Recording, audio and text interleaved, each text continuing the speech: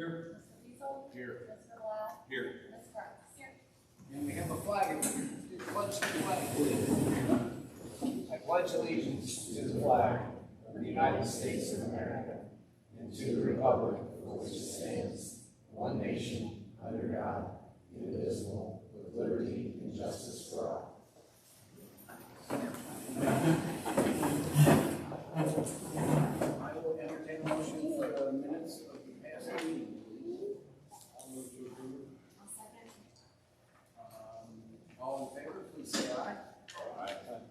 Is that right? That works? Okay, good. Okay. Opposed? Oh, that was so much faster. All right, this was communication. You guys are here for some reason. I have no idea what's going on. Well, I guess I do. We have a badge pending tonight. Chief, where are you? There you are. Thanks, Mayor.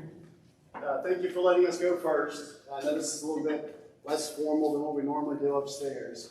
And I actually already gave them the badges when they started. They've been at it for a couple of weeks now, so I'm not going to pin anybody. But tonight it is very much my pleasure to introduce two of our newest officers. And when I say newest, I just mean new to us. They are certainly not new to the profession of policing. Both Chris Vance and Jeremy Moore come to us with several years of experience in the Northern Kentucky area. Both of them have a ton of experience, a lot of training, and actually both of these gentlemen were sergeants at the law enforcement agency that they left to come here, which is the first time that we've hired two sergeants from two different places at the same time, which is really, really cool. Both guys have great reputations in Northern Kentucky, and we are very lucky and very fortunate to hire such qualified people. So, whoever's closest, Chris, come on up. Nose goes. Chris comes to us from Wilder, about 12 years of experience, lots of training, got a lot of different things. And I've asked him to give at least a 10-minute speech. He falls short, we still got him on the hook for another week. Before he's officially released, I still got him on the hook for a bit. I just want to thank you all for the opportunity. I look forward to working with everybody. Yeah. Not 10 minutes. That's my family. This is my wife Kayla, my son Parker, my brother Brandon, who works close to Fort Thomas as well. That's my son Corbin that he's got. My father Terry, my wife Tammy.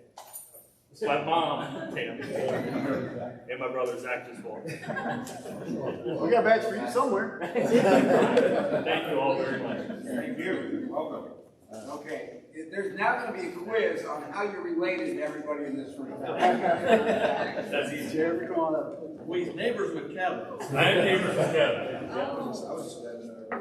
I've not been shy about my intentions to hire the Vances, so we'll take them all. We'll take all the Moores too. You got any brothers that can come on over too? No, I'm on top of you. Jeremy Moore from Kentucky State Police. Again, several years of experience, great guy, extremely well interview. We wanted to bring people tonight so everyone could get to meet them because on the Public Safety Committee got the pleasure of interviewing these guys. They all did great. Jeremy has 2 pilot's licenses, helicopters and regular planes. So there you go, man. Take it away. So if anybody has an airplane that I can rent to fly, there's people on the budget, is I got all the roofs and no aircraft, so if you can hook me up, that'd be awesome. The mayor wants a helicopter. That's unheard of. Yeah, that's not a great. No, like Chris said, just thanks for the opportunity. We've only been here for 2 or 3 weeks now, actually a little over 3 weeks, and it's been a great time so far. I'm loving it. It's a great city, and most of the people here that I've met so far are awesome. The department is great guys to work for. That's my family on the back row, the herd. So my wife Jessica, she's holding my littlest one, that's Campson. Brewer's in the orange shirt, looking out the window, looking to see the world. Annalyn is the girl sitting next to Jess. Bryden, my oldest, is the orange shirt there, and then Brinley over there, and then we've got one in the oven, if you guys didn't see that. So Jess is due in June, so we're adding one more. It's always fun. Thank you. Thank you again. I appreciate the opportunity. Well, thank you. Thanks, guys. Well, welcome everybody. Welcome both of you to Fort Thomas Police.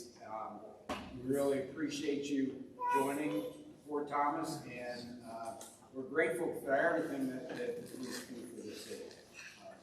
We're very blessed in Fort Thomas to have such a great force, and Chief, thank you for everything you've done to keep everything going good. Sure. Well, Mayor, I just want to thank you and Mr. Dill and the Public Safety Committee and all the council and our whole town. We've been very, very lucky with our hiring practices.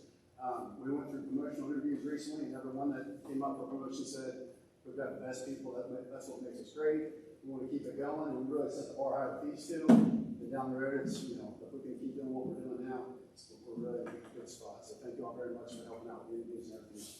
Thanks. I'd like to reiterate what he said real quick on going through that process. Jeff and Ben and us, we all went through. I wish everybody could sit through that promotion process to understand what these guys do for our city and how much they mean to our city. Because I don't know if I ever took it for granted being from here, but it was pretty amazing to listen to all of them and how lucky we are, which they are, that they are the ones keeping us safe in town. Seriously, we're very, very fortunate. And we've all said the same thing several times during the meeting. So thank you. Excellent. Thank you all very much. All right, is there anybody else that would like to address council for anything? All right, we will move ahead with our agenda. We are going to, not on the agenda, but we're going to have Debbie Buckley give us her annual report for economic development and Renaissance. Thank you, Mr. Mayor, Ron, and council. For many reasons, I'm glad to give this final end of your report. 2020 was one of those years that taught us what we're really made of. In January, we planned a year's worth of events as usual. We were looking forward to Brett Michaels coming back by September. We had 3 art around towns planned, Earth Day, and several summer concerts. All the purchase requisitions were done. The lighting and sound people were contracted. We recommitted with Braxton for a beer contract for 2 years. Fireworks were bid for the 4th of July. We were on the ball. And then March hit. By March, things shut down and we began the really tough telephone calls to all those people that we had contracted with saying, sorry, but we're going to have to cancel. Those were hard to hear. Hearing the disappointment and knowing that for many the yearly income had just been greatly reduced was really hard. Well, then began the creative part of all of us. We came up with alternative ways to have events following COVID guidelines. The 4th of July became a house decorating contest, fireworks at 3 different parks, sidewalk chalk day turned the city sidewalks into art galleries. Then the KSO they had cancellation in Covington. Covington said, we're going to cancel all our concerts. Well, we turned that into a very positive experience for Fort Thomas. And we learned that if you put X marks on the street for the food trucks, people will obey them. They will wear their masks. They may take them off while they listen, but for the most part, people were very kind about what was going on. In fact, the KSO is coming back this year as a result of how well we treated them last year. The farmers market was considered essential by the state. We learned how to direct traffic, dispense hand sanitizer, and wear masks on 90-degree days on flat top. Even some of us would pass them. We kept vendors distance from one another and from customers. We started a VIP starting time for seniors and averaged 80 a week in the 15 minutes prior to the opening of the market.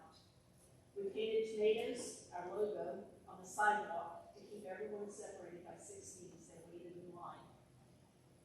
And we received a promotional grant, $2,524 to do what we were doing. In the midst of everything, we were able to open 4 businesses last year successfully. They're still going. CSM, University of Cincinnati College Conservatory of Music, needed space for their students to act, and we were able to help. On 2 of the coldest October nights I've ever experienced, they gave us into the woods. Veterans Day was one of the most challenging events to produce. We couldn't safely bring all those veterans here.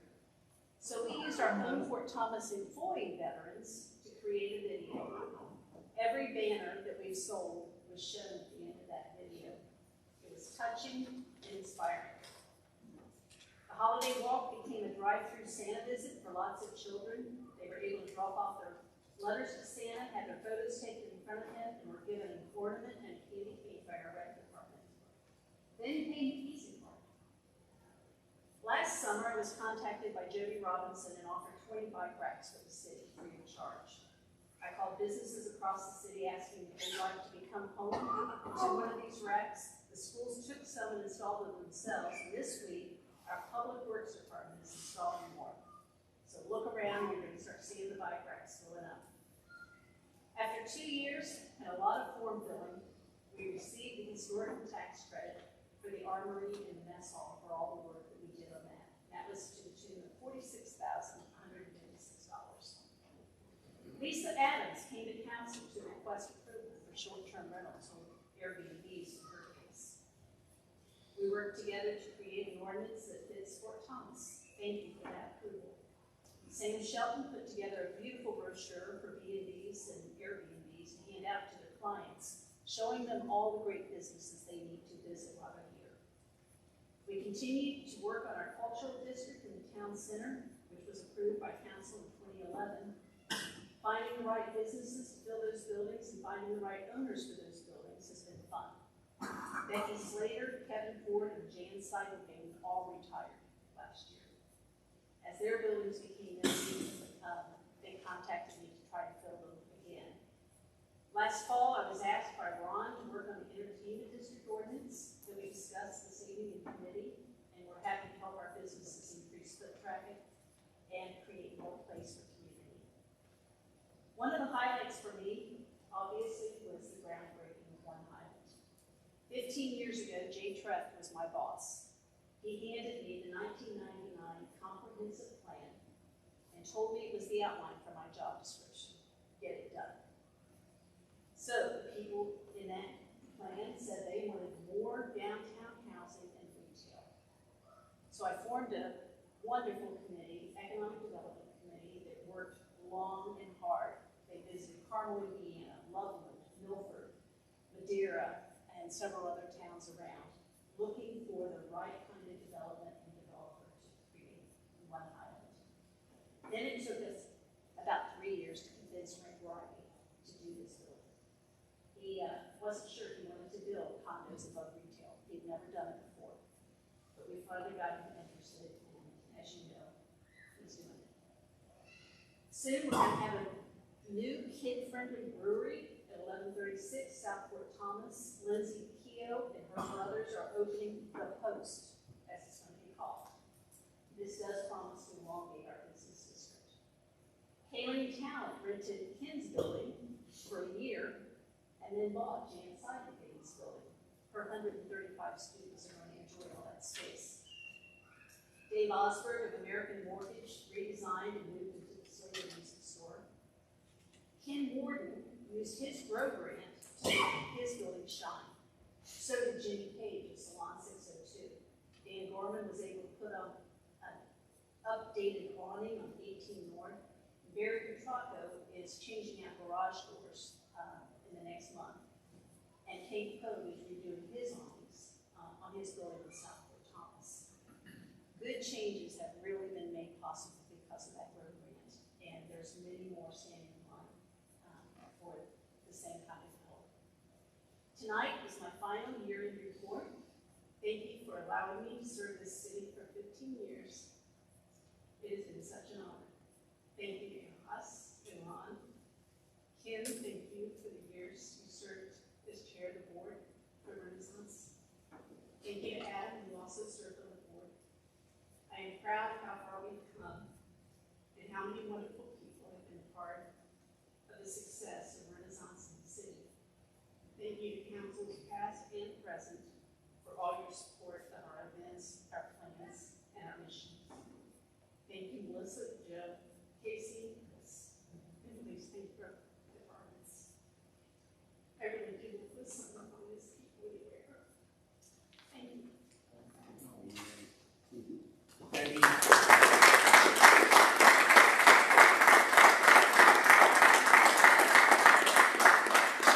I hate that this is going to be your last meeting, but thank you. That was a wonderful report. You've been absolutely fabulous for this city. I can tell you that over the years, my involvement in Newport and I've known a lot of people in your position, some other folks in Fort Thomas, and people in Newport and Bellevue and Dayton that I've known for years, and you by far are just have done a tremendous job. thing I like best about your abilities is that I have 100% confidence that you can talk to a small business owner or a huge developer and it works. It absolutely works. I have all the trust and faith in the world, and I hope you get to continue to do some of that a little bit on the side, part-time or whatever in the future, because you are so good at it, and I know that you enjoy that aspect of the job. But thank you for everything you've done for the city of Fort Thomas. And I'm sorry that we wouldn't let you retire when you wanted. But that just shows you what kind of person you are. You hung out with us, and I so appreciate that so much. Thank you. Awesome. All right. I'm not going to say anything because I'll cry.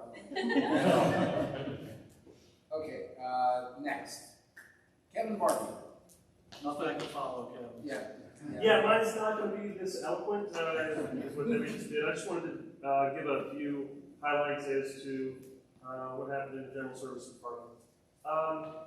Most notably, I want to commend all of our individual employees for the adjustments that they made in light of the COVID-19 pandemic. Everything from the cleaning and sanitizing, adjusting their schedules, social distancing, while still providing the necessary services that our residents expect. They just did an awesome job. Secondly, I'd like to thank the volunteer base. Much of what we do are the few items that I'm going to touch on that are highlights of the year. Couldn't be done without not only the employees, but the volunteer base. Our boards, the Design Review Board, Tree Commission, Board of Adjustment, Planning Commission, Code Enforcement Board. All these folks play a vital role in every one of these top highlights that I'm going to mention. They give selflessly of their time and their talents, and we had a significant amount of meetings for these things that I'm going to mention. One being One Highland. Our Planning Commission and Design Review Board had numerous meetings to get to what I think is going to be a gem in the city. It's obviously just now taking shape, and their thought and time is really going to be a great asset to the city.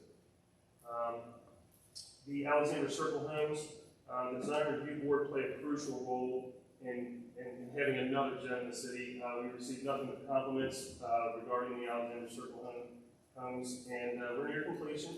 And the Design Review Board looked at all aspects of that project, everything from coloration to signage to fencing, lighting. Just a significant amount of time and effort was spent on that. Lastly, the other major thing that I want to speak of was some of the improvements just here in our parks. Tower Park has been transformed over the last year. You'll notice the amount of paving that was done just to clean up these areas. The ball field improvements, the new shelter, the basketball courts, all these things have just made this park unmatched in the region. And it's great to be just a part of that, these improvements. One other significant item is the trail system at Highland Park. This took shape this year much more significantly. We extended that, had a couple volunteers, Jeff Moore, Chris Russ played a significant role in that, and getting some grants and clearing additional trails. And this is also another great aspect that is transforming this past year. Once again, I just want to thank you for the opportunity to be in this position and be able to play a small role in what goes on here in the city. And that's really all I have this time. Great. Thank you, Kevin. Any questions? Good job. Yeah, great. A lot of compliments on the snow removal this year, as a matter of fact. We love the dog parks. Excellent. Thank you both. If I could go back for 1 second. Debbie, it was a pleasure for the years I got to work side by side with you on Renaissance too. It was just good working with you. And I wish you well. I wouldn't be here if it wasn't for Debbie taking me on Renaissance Board, so Ron, you can have everything for that. That was the start. You're all welcome. But seriously, I second that. Yeah, I enjoyed putting together stuff. All right, let's move on to reports of officers. Fire Department monthly report. Chief. Mayor, council. The only thing, I've got 2 items to add to the monthly report, and that's the fire department members will be getting in the next couple of weeks, doing our annual hydrant flushing. I'm going to be getting with Melissa this year, and we're going to try to get that on Facebook daily as far as what streets we're on. This kind of helps the residents kind of know what's going on in the area. Usually the main complaint we have is water discoloration, so if they can prepare for it, maybe they won't be doing their whites and their laundry, so we can avoid any kind of problems there. And then beginning May 1st all the way through the end of September is the Kentucky burn ban. So there's no open burning in the state of Kentucky. You can still have your little campfires and that sort of thing, but we won't be issuing any burn permits. That's all I have there. Okay, thank you. All entertain a motion. Move to receive and file. Second. All those in favor, please say aye. Aye. Opposed? Thank you. Should we have received and filed those annual reports? Okay, let's do that. Who wants to make a motion I'll for move that? to receive and file, Debbie's report first, I guess. Okay, is there a second? Second. All those in favor say aye. Aye. Opposed? Okay, how about it? Kevin? And I'll move to receive the police department report as well. Second. Police Department. No, I'm sorry, Kevin. I'm sorry, Kevin. Kevin, general services report. These things are under. Yeah. That's it. Okay, was there a second? I'll second. Okay, all those in favor say aye. Opposed? Great. Okay, now moving on to the police department monthly report. Thanks, Mayor. I only had one thing to talk about, and I guess I can screw it up since you guys kind of already approved my monthly. No, I just want to talk about the drug take back. We do that twice a year, once in the spring and once in the fall. And every time they submit their numbers to me, I just can't believe how many things we get. We got 155 pounds of unused, unwanted, expired medications. And as you know, anything prescribed to someone that's only for that person, it can't go in the garbage, it shouldn't go down the toilet, it shouldn't be left around where, toddlers can pick it up. We want people to turn in their old unwanted stuff to us so it can be disposed of properly to the DEA. So 155 pounds of medication, 6 boxes of glasses for the Lions Club, which will be refurbished and given out. And we had a third partner this year, the Campbell County Drug Free Alliance, donated several lock boxes for anyone who wanted to lock up their prescription drugs at home. Those were free. So we handed out several of those, and we have a few left over if anyone else needs one. But that was our April drug take back. We'll do it again in the fall. And if we have numbers like that again, it's just surprising me each year that we just have that many people come by. We did a drive-through. They had tents up this year because it was raining, and just surprising how many people have that stuff laying around. And we're glad they bring it here. So thank you for letting us put that out in our parking lot this year. Can that happen at off times when it's not a take back week or whatever? Sure. So we have the drop box in our police department now. It wasn't a locker by the front door, and then when everything went under construction, we moved it inside. But anyone can come by at any time and drop that stuff off. With the lobby being closed, business hours will be fine. If it's after business hours, they can just call the number, and someone will meet them and take it, put it in the box.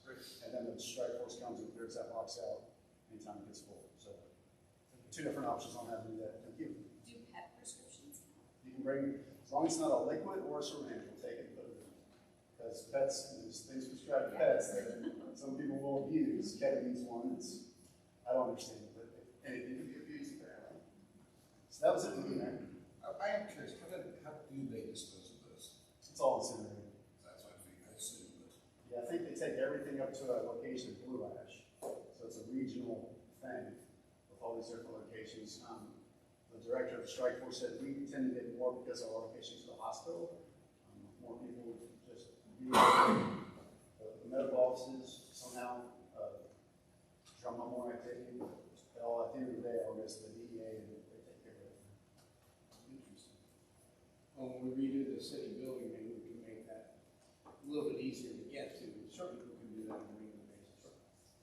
That's great. Oh, one other question for you. I know that, and if anybody's watching on, what is it, YouTube?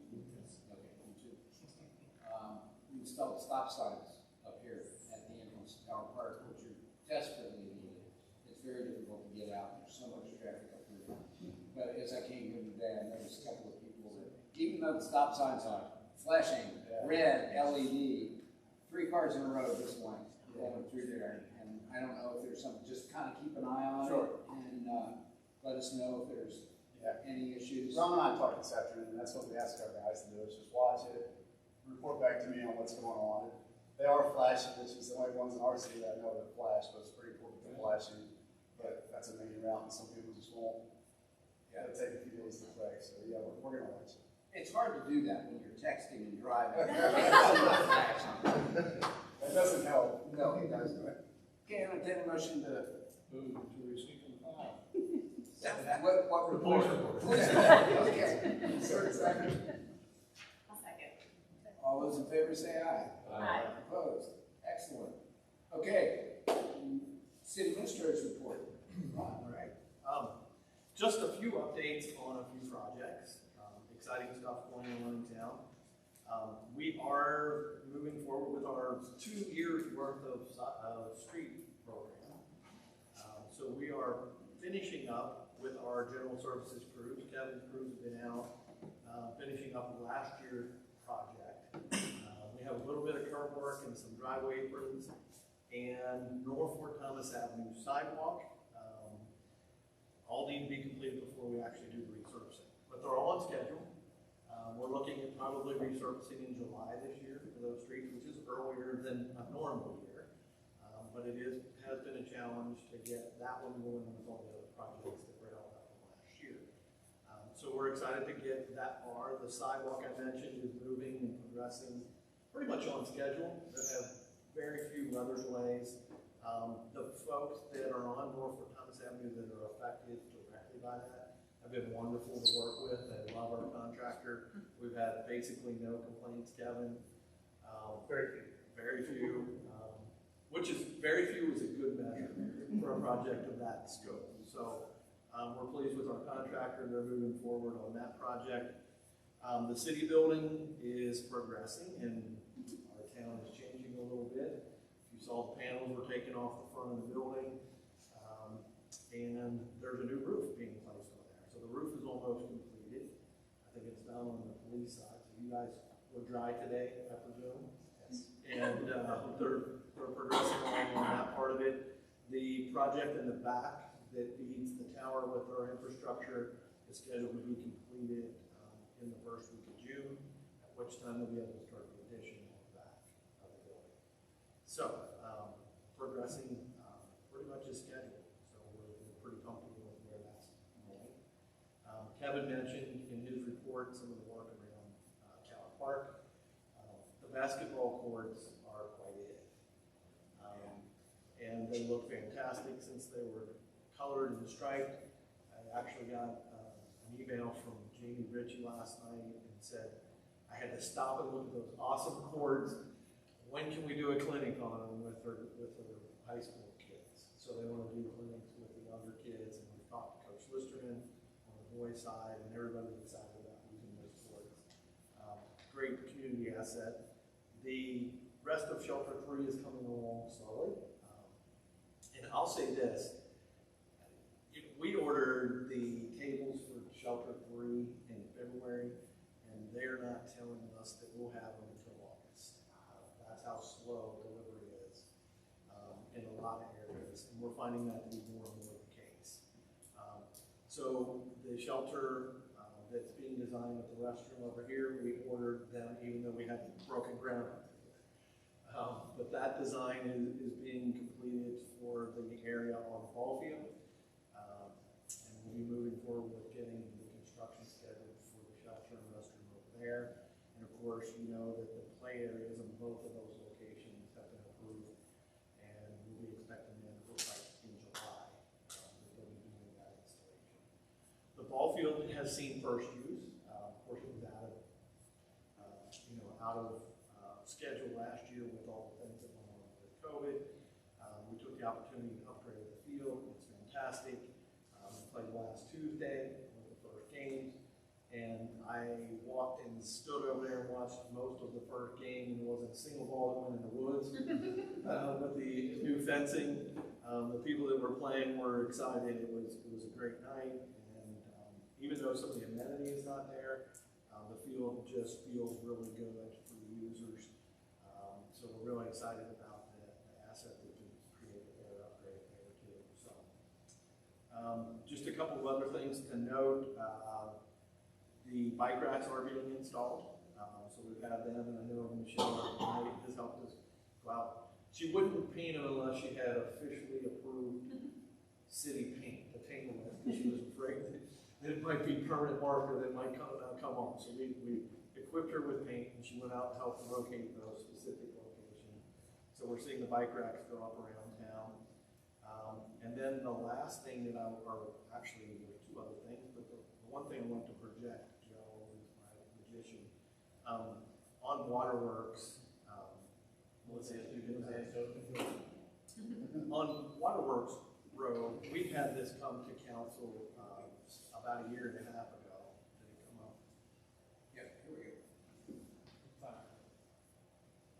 And we approved some traffic calming in the area, and the area I'm talking about is Waterworks Road from Memorial Parkway to North Fort Thomas Avenue.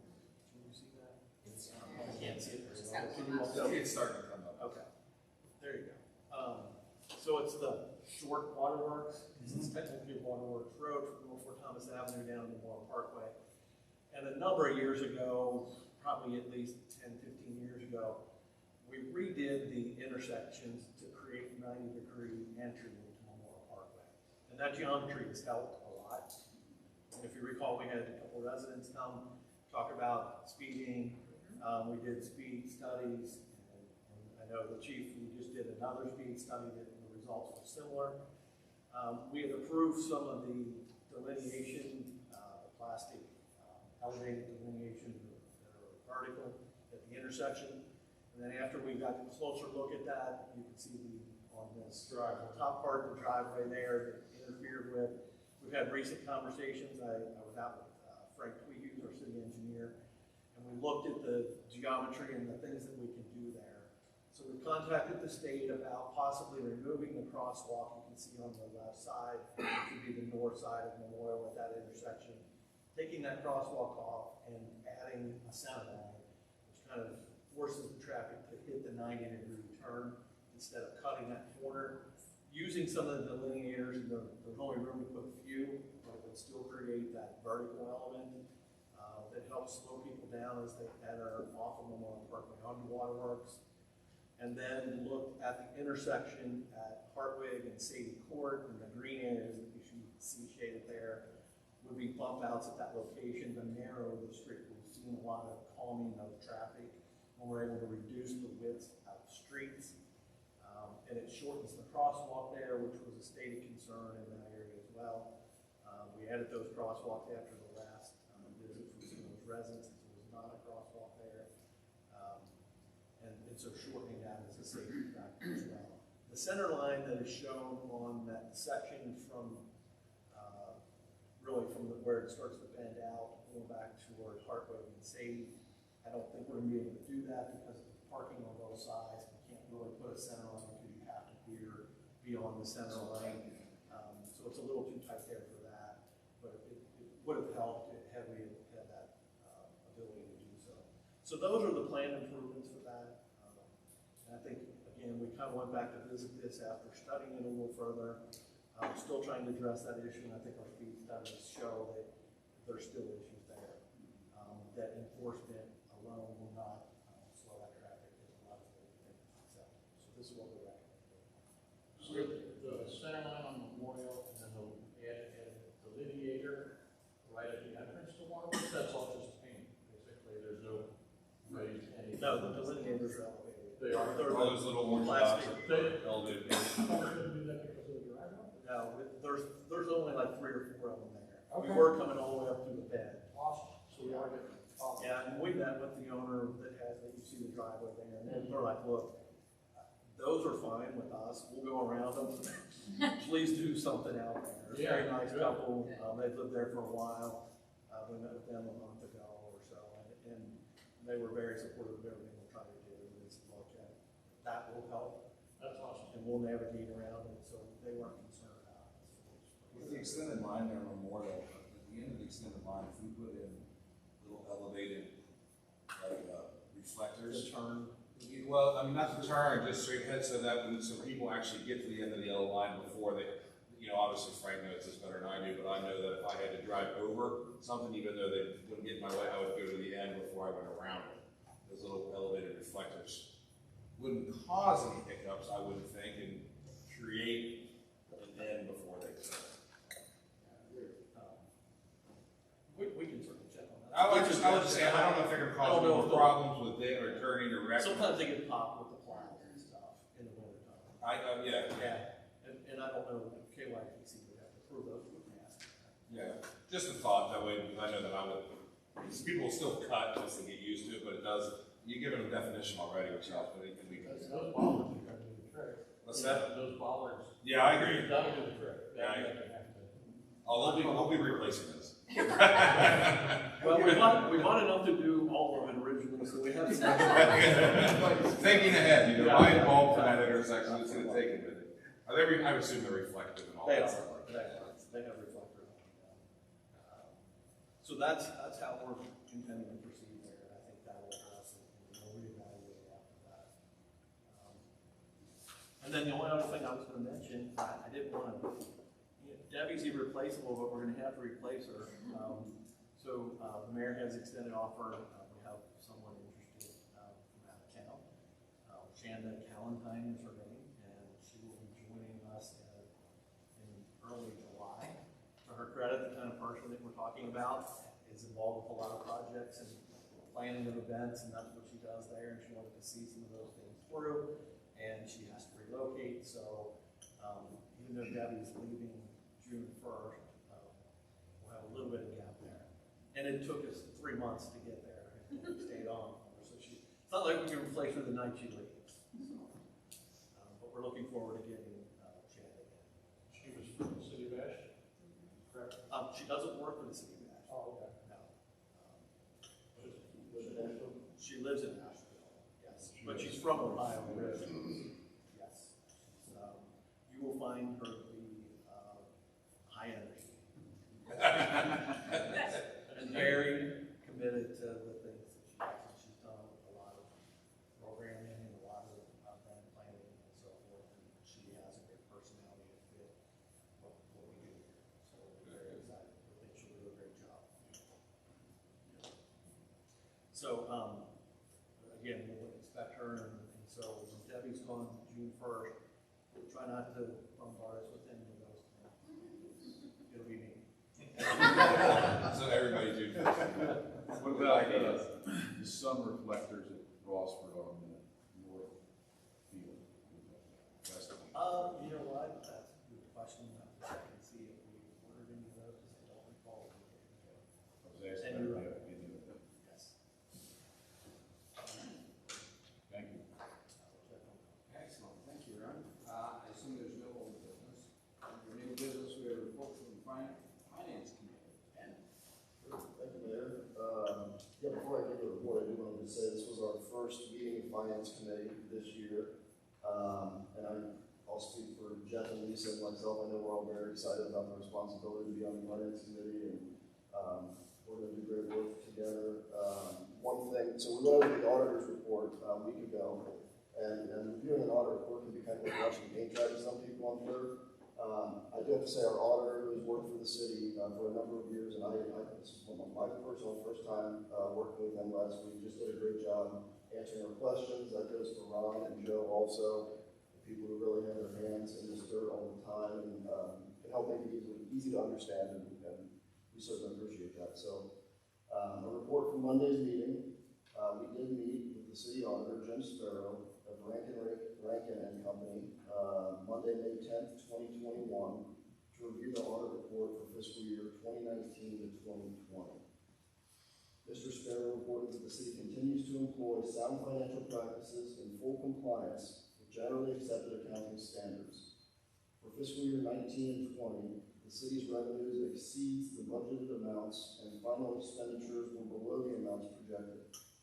With the compilation of the fiscal year 2021 to 2022 budget underway, the city remains in a strong financial position despite the ongoing pandemic. It is the recommendation of the Finance Committee that the Board of Council approve the audited financials.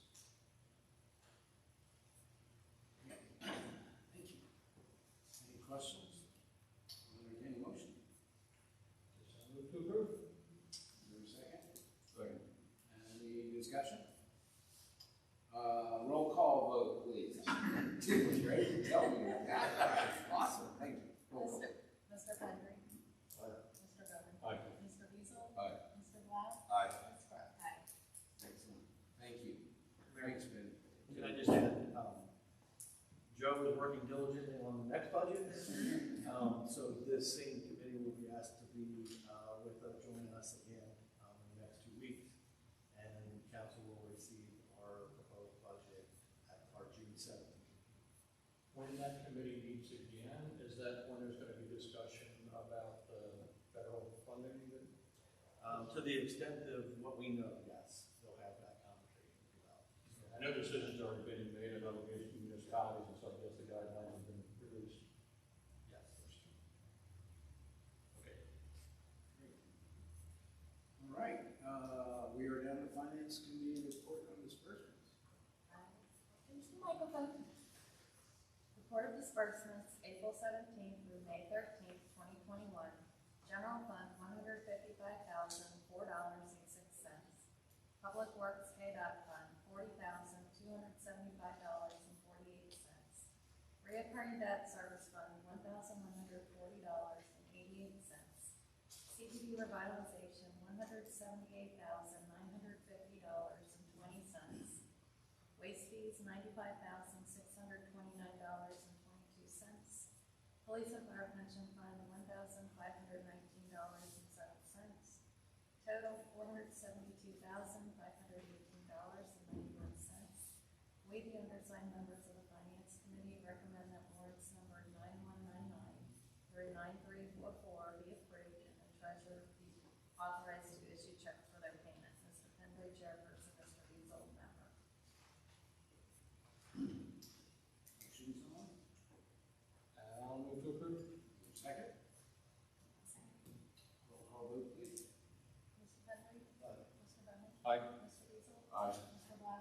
Aye. Ms. Crooks. Aye. All right, thank you. We are down to ordinance resolutions and orders.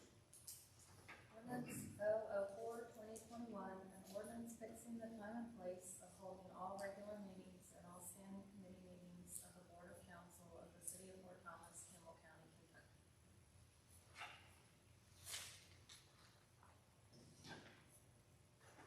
This is the second reading, so I need a motion. I'll move to approve. Second? Second. Roll call vote, please. Mr. Penman. Aye. Mr. Bowman. Aye. Mr. Beazle. Aye. Mr. Blau. Aye. Ms. Crooks. Aye. That means we're not you. Oh, this is your favorite one. Ordinance number 005-2021, an ordinance providing for and ordering the street improvement of Waterworks Road from its intersection with Memorial Parkway to its city's corporate boundary with the city of Newport, and Wilbur's Lane from its intersection with Highland Avenue to its intersection with South Grand Avenue, all in the city of Fort Thomas, Campbell County, Kentucky, and all in accordance with the plans and specifications thereof, is submitted by the city engineer and is approved by the Board of Council of the City of Fort Thomas, and further providing that the actual cost of the construction of said street improvements are to be borne by the city 50% and the property owner 50%, with the exception of Waterworks Road, street improvement costs for the city typical section are to be borne by the city 60% and the property owner 40%, and providing for the payment of an improvement assessment. All right, this is also a second reading on the motion. I'll move approval. Second. Roll call vote, please. Mr. Henry. Aye. Mr. Bowman. Aye. Mr. Beazle. Aye. Mr. Blau. Aye. Ms. Crooks. Aye.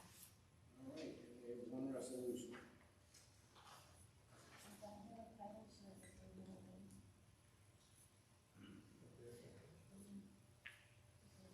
Sure.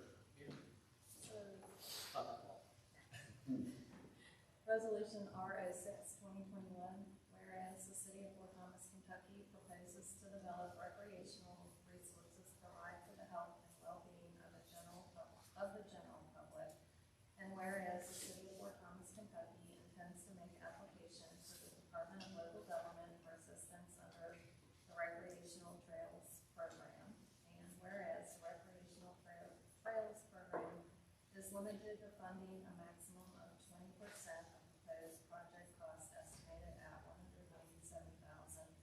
$564.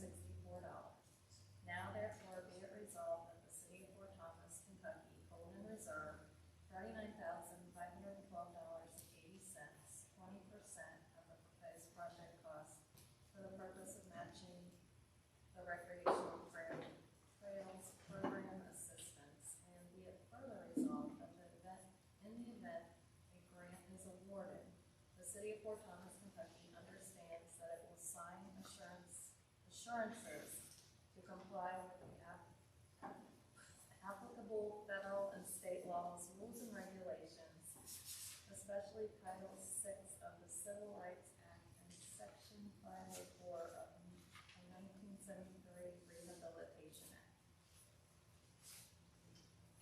All right, any motion for that as well? I'll just add before you vote on that, just to be clear what that is. We made that application previously, I want to say 2 years ago, in the last cycle, for that grant cycle. And it involves the trail here in Howard Park.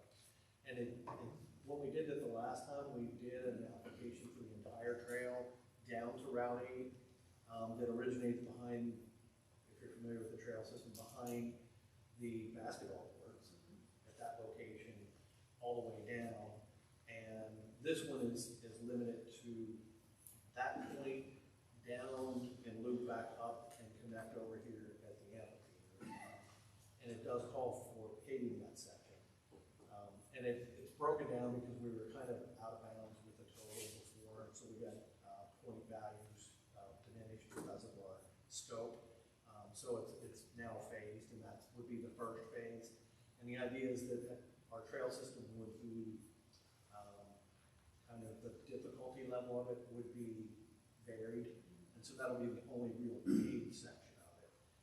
And as you know, there's a lot of mountain biking trails and other walking trails, so that you would progress to those, but that would be more of an accessible trail. So the paved section, as far as topography goes, would it be challenging for a senior to, I mean, go down a lot? No, actually, I'm not sure. I think it meets ADA grade requirements. That section does, yes. So you can push a stroller or really in a wheelchair or anything else on that section. And so that's our application. It's really just cutting that up into multiple phases in that first phase. So it looks like we're gonna be granted that. We hope. We're making the application by June 1st, so that this supports our application. Move approval. Is there a second? Any further discussion? Resolution, just voice vote? Typically, a resolution, just a voice vote. Okay, all in favor, say aye. Right. Opposed? Awesome. I think we are at the end of our agenda. If there's anything else. Thank you all, we are adjourned. Let us go.